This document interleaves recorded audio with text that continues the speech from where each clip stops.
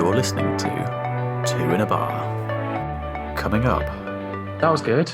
You played everything so loud. Just do that. Enjoy it so much. You know, when you have this sort of like goosebump moment. Hello, and welcome back to another episode of Two in a Bar.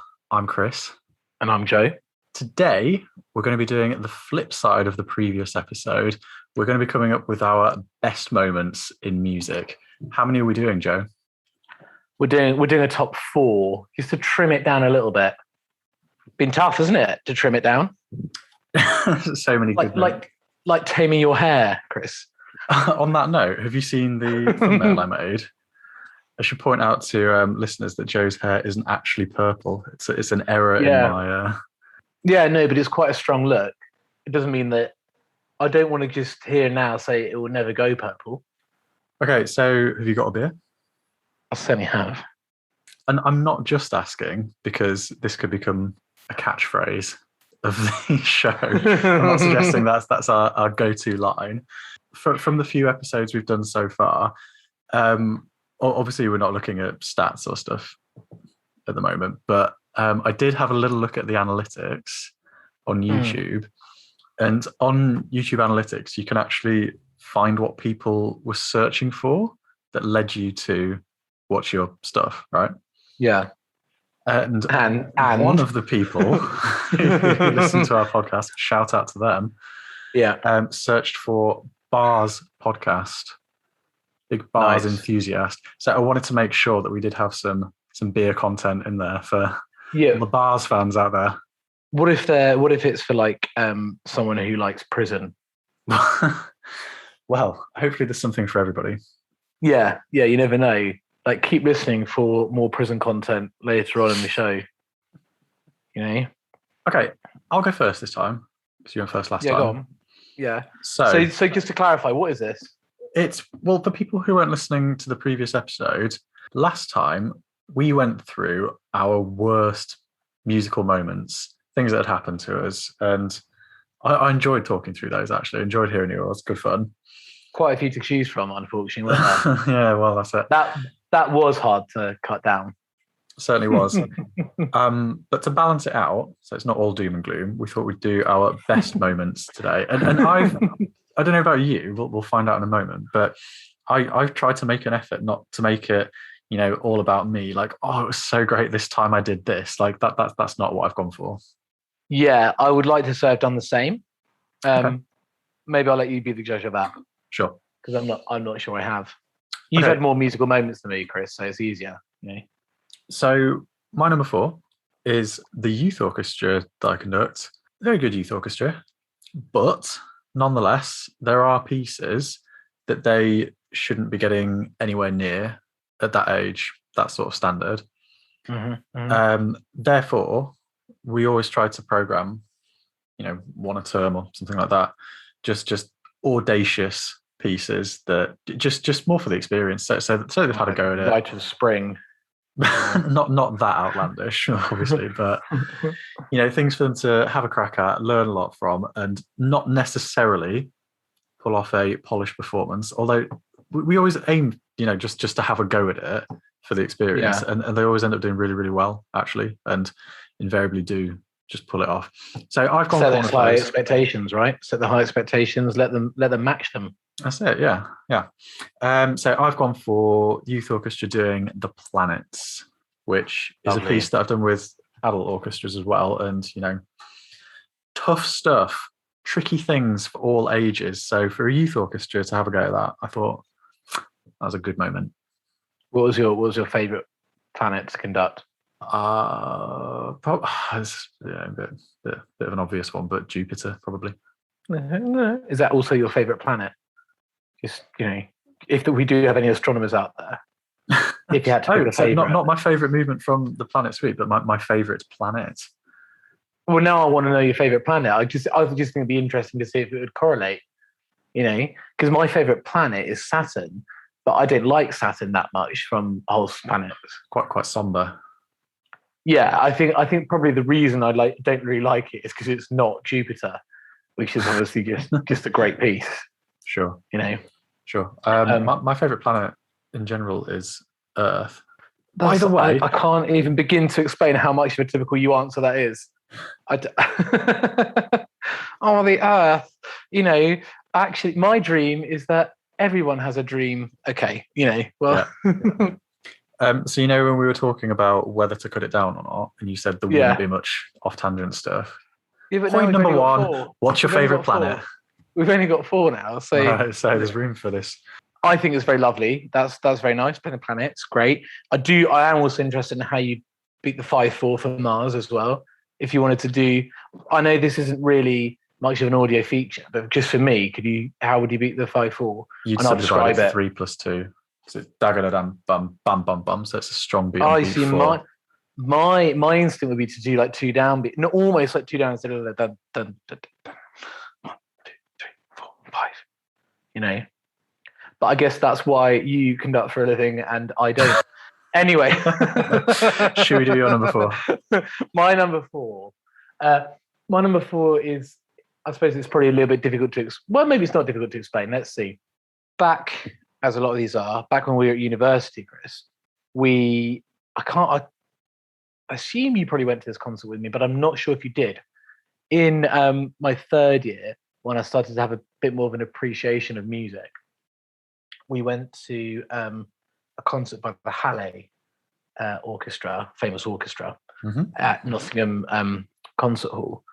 And they played Rack 2, the second piano concerto, which is obviously an amazing piece, very, very famous, very nice. Superb, brilliant soloist and everything.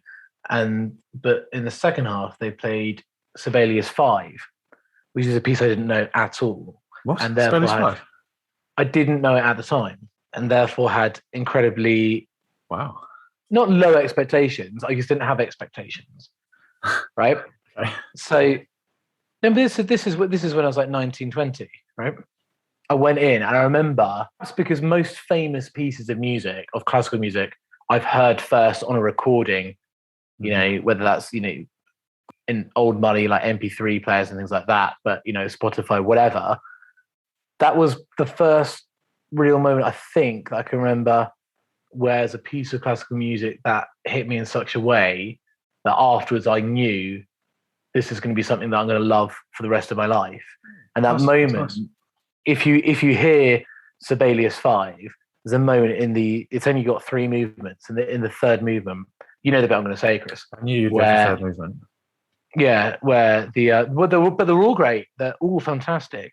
But the 3rd movement, where the horns come in, supposedly to represent Thor's hammer, Sibelius being Finnish.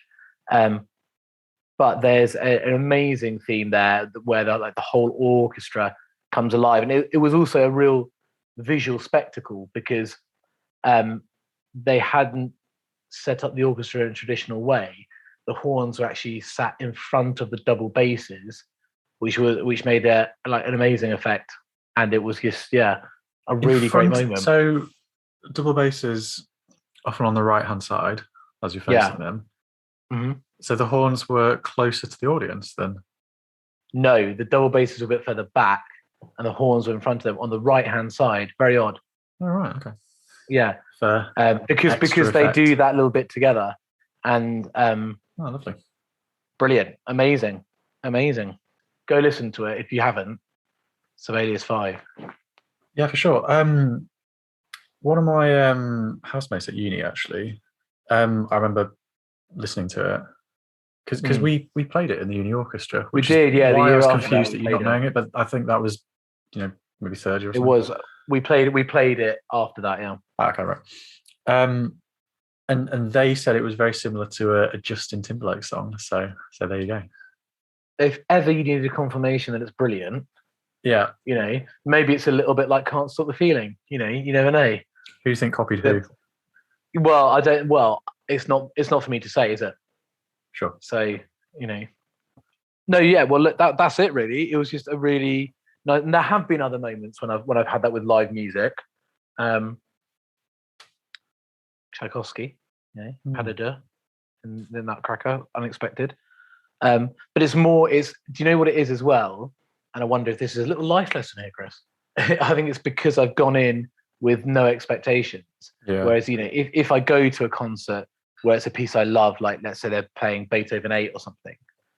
You go because you're expecting to love it, and then when most of the time you still do, great, but it's what you expected. Whereas I think sometimes the key things are no expectations, going wow, feel like a great night out, right?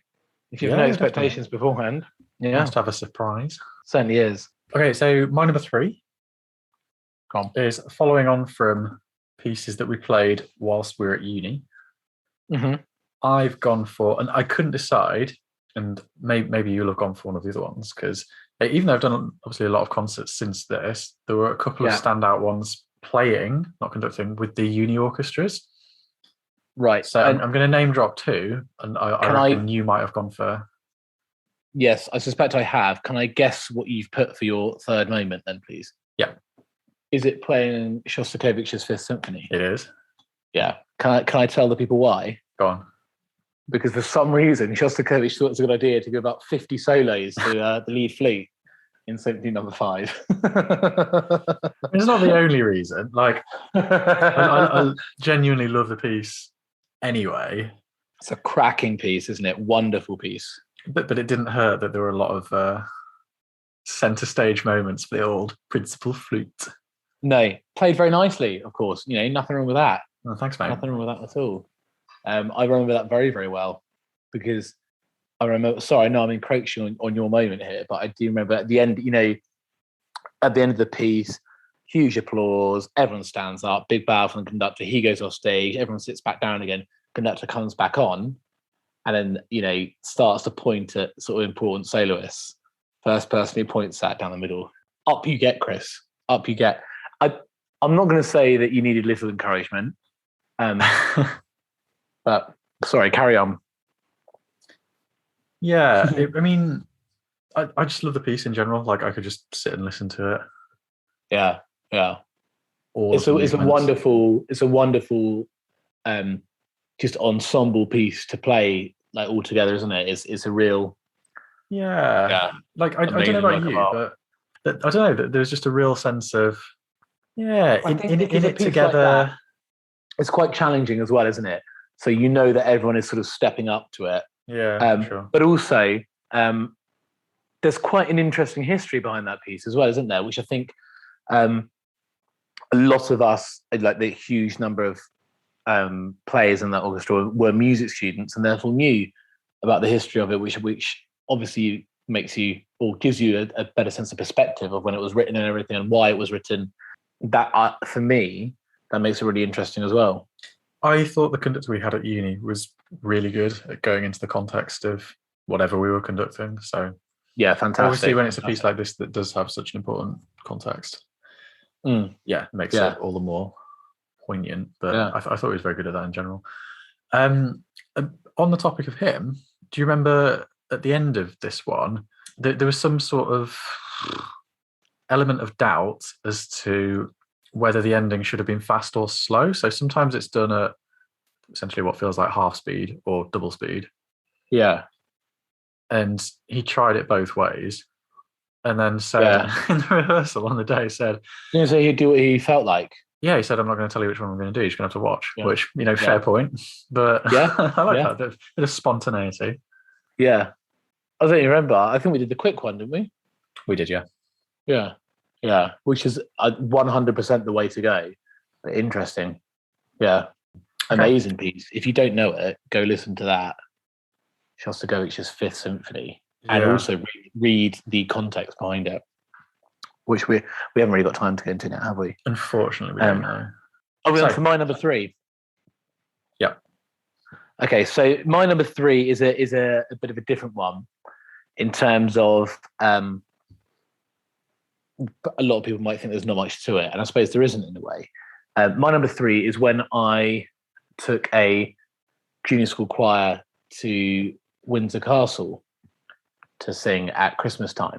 And the reason I thought it was a really lovely moment is because of the type of school it was, which is a sort of standard state school in a slightly more deprived area of the town where I live, we could say. Not exactly, sort of a real mixture of children, which was lovely.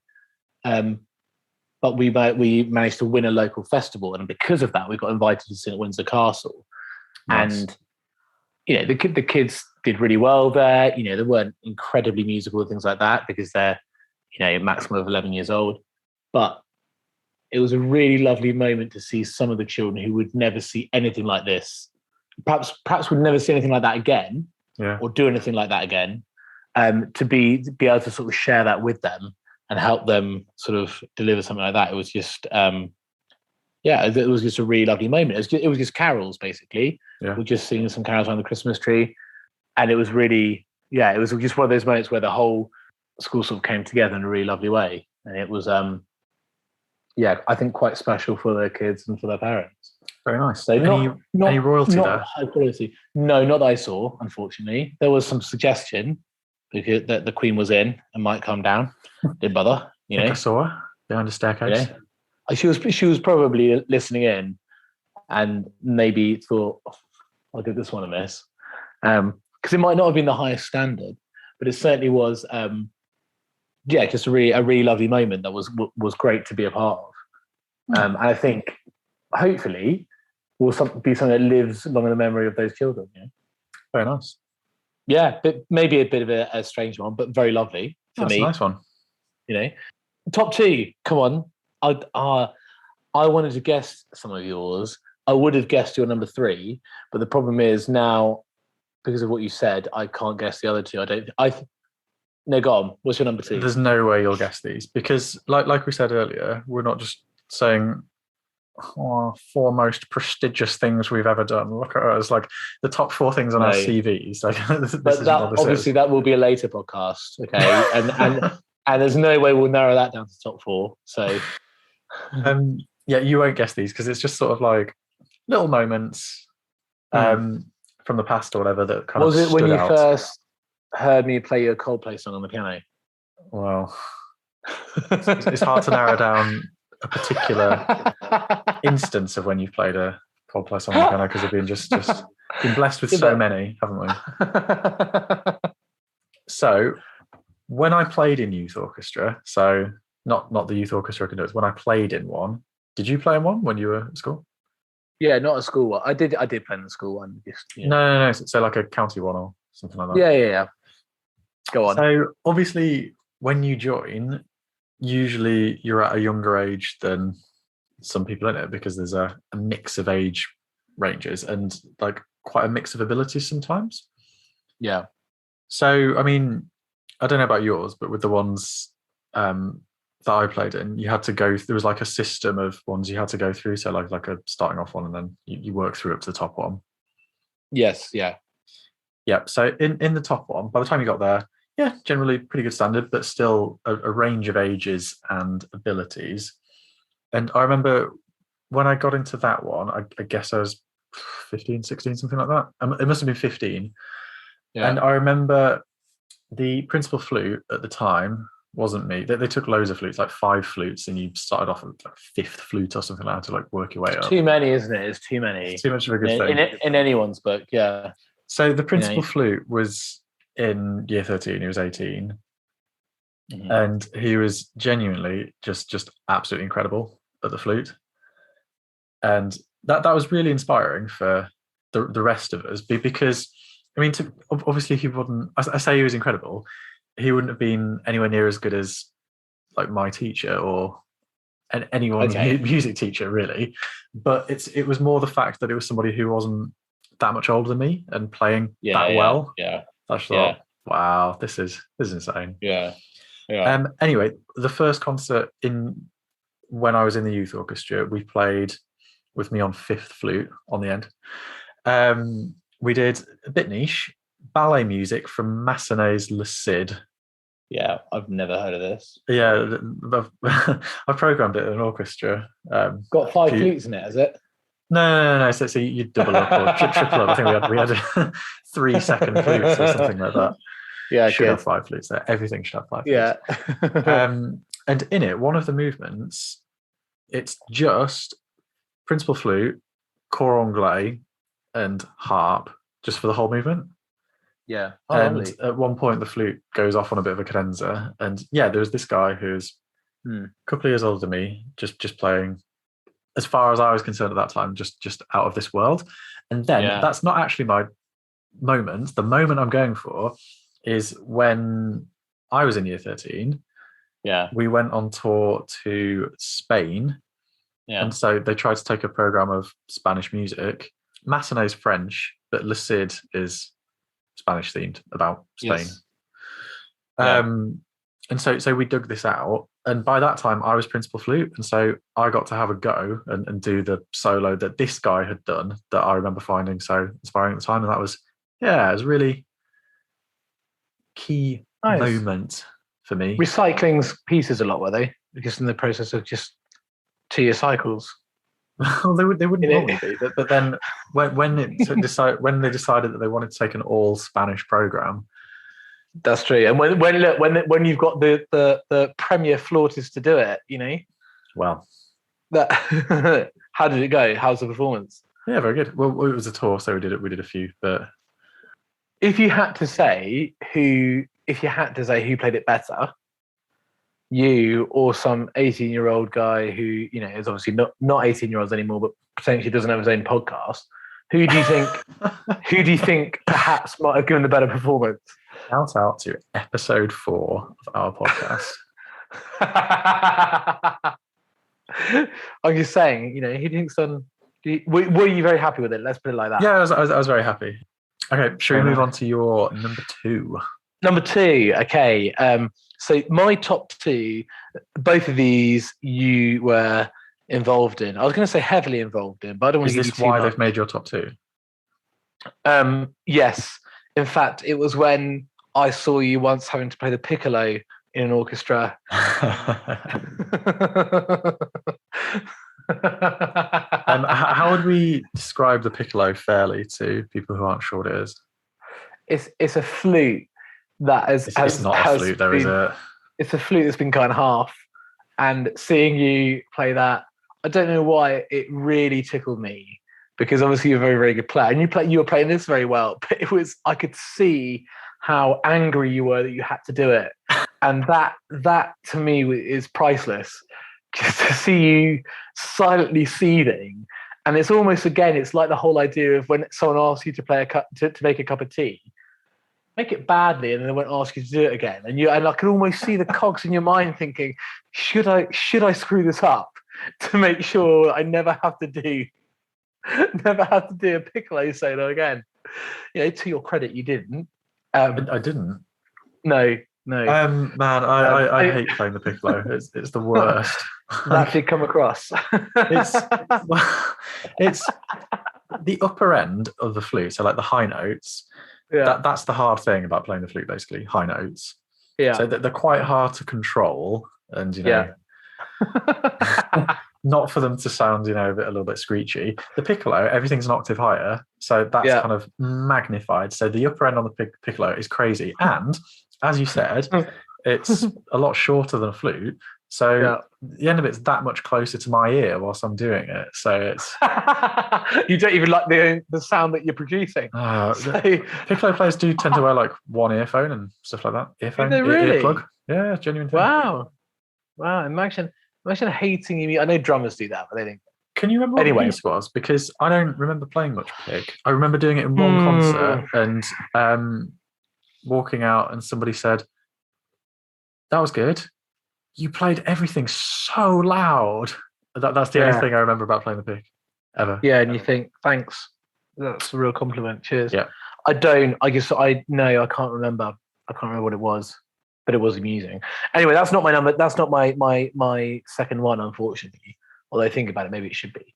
That was just off topic. That was just. I'm really sorry. That was off topic because I think it deserves a mention. I was going to say, like, you're saying your top 2, and then you can't remember what the piece was. No, I do. But I will think about that. But no, my the people who don't know Joe, that's the level of organisation that we can expect from him. Yeah, but not the level of organisation that you're getting. So, okay, a bit like I said earlier, this isn't no expectations, but low expectations, and then here I am, coming through. So, no, my second moment would be when we were on tour in Italy, in Tuscany, Oh yeah. in Florence. What a wonderful city that is.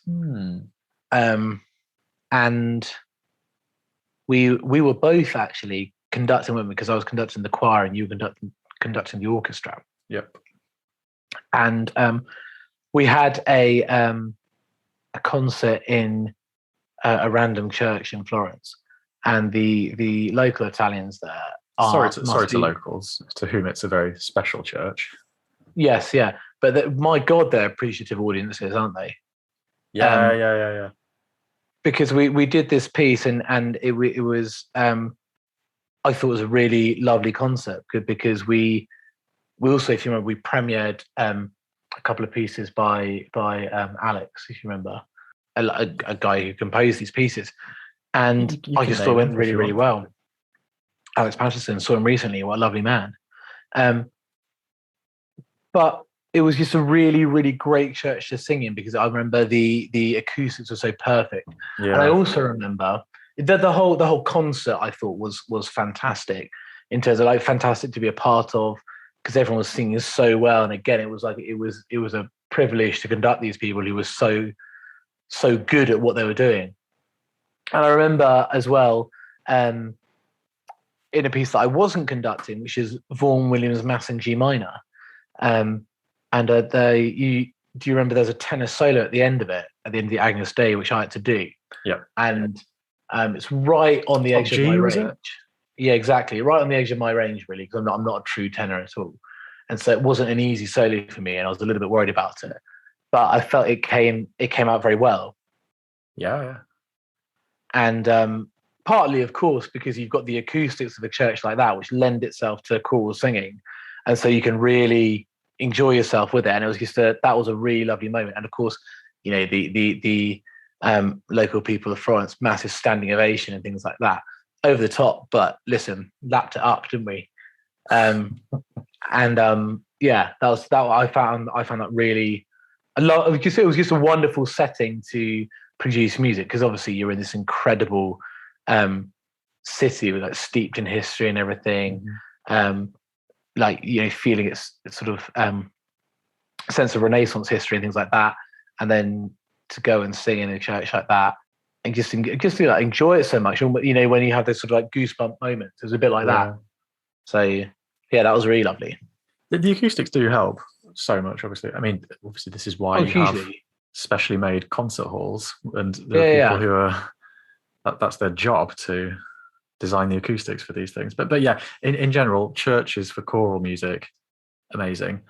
Not so much for orchestral music, I might add. Oh no, dreadful. And I believe we had a tour. Didn't we have a concert on that tour where we tried to play an orchestra in a church, and it just doesn't work. It doesn't work at all. The high ceilings I've had to do it so many times. Yeah. For various things, like on tours and stuff, because so they're nice venues, aren't they? But like you say, for choral music, you want that sort of hint of echo and things like that, and the ability for it to resonate. Where with an orchestra, it never yeah, unless you're doing some slow, lush piece with all these long, rich phrases, just anything vaguely quick, it just blurs into itself. And also, you'll know this because you've played in it, but what you're seeing and hearing are happening at different times, because what you're seeing is obviously in real time, but what you're hearing is the sound after it's gone to the back of the church or the top for really high ceilings, bounced back and come to you. So you've got to kind of like shut your ears, which is kind of frustrating as a musician, and just focus on just watching the conductor. Yeah, I agree. Yeah, it's quite hard. Yeah, oh, definitely. But with that, and that's why I think, you know, choral music amazing. Orchestral music, just, you know, avoid it is what I'd say. You know, like the plague. Yeah, but then so that's my number two. That's just a really lovely moment in Firenze. Look, we're on to the big ones. We are. So my number one. I've chosen this because it was a really good feeling in the concert. Good. Really great. Really enjoyed it. just everything just came off. Everything just worked. You know, you have a plan of how things are supposed to work, Yeah. and then things don't go according to plan. Yeah. It's just nice. It was relaxed, really, really, really good. Everything went well. So we were doing a piano concerto by Mozart, the C minor piano concerto, and the soloist. Which number is that? Oh, don't ask me that. Well, that's the only way I know them. It's 24, 25. Okay. We'll say it's 24, 25. Someone will correct us. Okay. So the guy who was the soloist was a chap called Simon Ballard, who was a soloist on kind of, you know, the main concert circuit, I believe, with top orchestras, but is retired now. And so, yeah, just does some playing for local stuff for fun. But now and again, we'll just pop up with a local amateur orchestra and play a concerto. Yeah. Imagine being the sort of person who decides, okay, yeah, I might do that. Yeah, exactly. So we're really, really lucky to have him with us, and we played really well too. Yeah. But he was just great to accompany. So one of the orchestras I conduct, that they like to have a soloist for every concert. Like one of the things they like doing is doing concertos, so piece for soloist and orchestra. Yeah. So I've worked with quite a lot of soloists, and they tend to vary in terms of how willing they are to really play with the orchestra. So some of them just almost play as part of the orchestra and blend with it, and then some are kind of like, your job as the orchestra is to follow me, do what I want. I'm not going to follow you, and it's varying things on the scale. But he was just so easy to play with, just really, really great. And I remember in the rehearsals, because with Mozart, that like a lot of it's to do with the phrasing and just having ideas about just the natural rise and fall and shaping of things. And so I had some suggestions about some things. And bear in mind, he'll have played this piece however many times before with, you know, top conductors. Yeah. And so there's the potential for him to be like, who's this guy? But no, he was just like, yeah, sure. Yeah, whatever you think. Let's do that. Sounds good. That's lovely, isn't it? Really nice about it. And the concert was amazing. He played amazingly. Yeah. I think we did a good job of accompanying him. Very enjoyable. Went down very well. That's so lovely, isn't experience. Do you think that maybe some younger soloists aren't like that because they might feel they've got so much to prove? Whereas this is a guy who's been there and done it all. He, you know, very secure, comfortable in his own skin. You know, he's essentially he's got nothing to prove, right? Because he's done it, you know. And so if you can do it, of course, we can do that. We know he knows he's good. That's it. There's maybe an element of that, but also like compared to a younger soloist, he's just so much more experienced because he's done so many more concertos, played with so many orchestras. Yeah. That sounds great. That's my number one. What's yours? Very nice. Well, you know what my number one is, don't you? Is it going to be Mahler? It is, yeah. It is going to be when we played Mahler's Second Symphony. I think because Flute the main... I don't even remember them. You know, there is a very exposed trombone solo. There is. You did very well. So yeah, I was pleased I played that quite well. I remember that. It's very good. It is exposed. But it was because Mahler 2 is a huge undertaking, isn't it? Because it's a massive orchestra and it's a massive choir as well. Yeah. And it was more just a sense of togetherness because, again, it was when we were at university, when we were in our fourth years. And it was almost like everyone you knew was part of this incredible that's true, actually. And that was just so nice to be a part of and also feel that you've made like a good contribution as well. You think this is an incredible piece, incredible like conductor, like you said before, a very good conductor with some amazing players, you know, people who would go on to have professional careers and you know, things like that. You think, what a time to be able to do that, because you know, probably won't perform a piece like that again. Maybe I will. In that, you know, that's you probably will. Like not necessarily that one, but if you choose to set the time to do it, but it won't be the same sort of scenario. No, and it certainly won't be the case where you feel you almost know everyone in the orchestra. Yeah, and you know them all reasonably well. Yes, exactly. Yeah, and feel that you're basically playing with mates.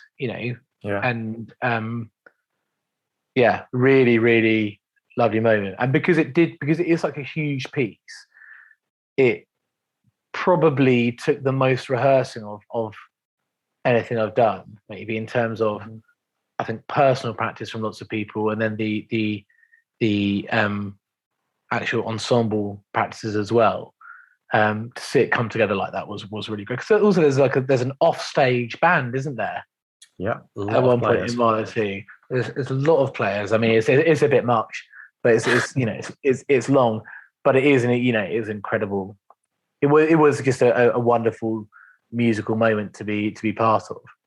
Yeah, so definitely. And the other thing about that and about the Shostakovich that we talked about earlier is I've mentioned on a previous podcast about with a youth orchestra, one of the things that makes it special is because they're playing everything for the first time. And with something like Mahler, like even though we were a little bit older, it was definitely our first time playing something like that. And so it's just getting stuck into these, like discovering these pieces for the first time, which is so much fun. Yeah. Yeah, absolutely. Yeah. Yeah. I think that makes it just that extra bit special, doesn't it? Oh, very nice. Well, that would have been one of mine. Yeah, you kindly let it go to me. Not as many flute solos in the Mahler, were there? There are still some. Do you know what? That was right. Thankfully, this is quite lucky for a musician. In life, I tend to be quite chilled out, laid back about stuff. And then when it comes to a performance, that bit of stress kind of gets me up to the right sort of level of focus that you need to be. Whereas some people, I know, have problems where the stress of a concert takes them too far and makes them perform worse. So concerts and things, I always perform. Where do you think I am, just out of interest on that scale? In terms of, I mean, you're more laid back than me, aren't you? So you're probably the most laid back person I know. Good. Just anyway, honestly, dear listeners, getting Joe, trying to coordinate Joe to make an appearance and record this. To deign you with my presence. Herculean feat. Look, it's not because I'm laid back, it's because I'm a very busy man. But what I wanted to say was, so in general, I don't tend to get nervous. I mean, I don't now because it's a job, so I've done it lots and lots of times. Yeah. But I remember that there is a big flute solo at the end of Mahler 2. And I remember being really, really, really nervous before it in the concert, even though I wasn't nervous in the rehearsals or anything. And the only reason was because of what you were talking about, where there was this huge sense of togetherness and everything had gone so well. I didn't want to be the one spanner in the works to let everyone down. Yeah. So I remember actually being a bit nervous before playing that one. And actually, this is a funny thing, isn't it, about how when you have a solo like that towards the end of the piece. And mine was quite similar, like it's into the final movement. You're sort of in the zone playing, throughout a piece, which is, like an hour long. Yeah. But then you start to realize, that I've got that to come. That's a bit tricky. God, I hope, you sort of think, I hope I've got enough left. It's sort of a bit like, when a football team is drawing an extra time and starts to realise that penalties are coming. Yeah. You think I've got to make sure I nail that. Because that suddenly becomes like the biggest thing, doesn't it? Yes, that's a good analogy, actually. Yeah. Yeah. Great. We'll wrap it up there. Lovely. Thanks for joining us for that. Do listen to some of those pieces we've been talking about. Yeah. Even the Justin Timberlake. Come back next week where we're going to be talking about the best things about playing in an orchestra. Some of them we've kind of hinted at tonight, but we've touched on them. We've wet the whistle. That's it. We've lured you in with it. Thanks for listening. Bye.